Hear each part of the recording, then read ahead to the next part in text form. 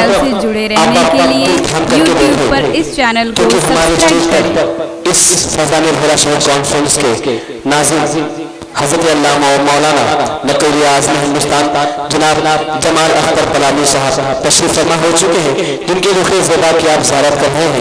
बस वक्त को मद्देनज़र रखते हुए मैं अपने आप को यहीं पर खामोश करता हूँ। बस इस शेर के साथ मैं हज़रत का इस्तक़बाल करूँगा कि तसव्वुर में जो तैबा का मंजर जाग जाएगा, तसव्वुर में जो तैबा का मंजर जाग जाएगा, शहर कौनैन की मिलहत का तेवर जाग जाएगा। तसव्वुर में जो तैबा का मंजर जाग जाएगा, शहर कौनैन की मिलहत का तेवर जाग जाएगा। और कहा था मुस्कुराकर अमीना बीने हलीमा से, कहा था मुस्कुराकर अमीना बीने हलीमा से, अरे मोहम्मद को लिए जाओ वक्त पर जाग जाएगा। कहा था मुस्कुराकर अमीना बीने हलीमा से, मोहम्मद को लिए जाओ वक्त पर जाग जाएगा। और मैं अपना आखिरी शेर कह करके बैठ रहा हूँ कि इस्लामी शहजादा हूँ, अलग ही शान रखता हूँ, इस्लामी शहजादा हूँ, अलग ही शान रखता हूँ, वतन के वास्ते हथेली पर अपनी जान रखता हूँ।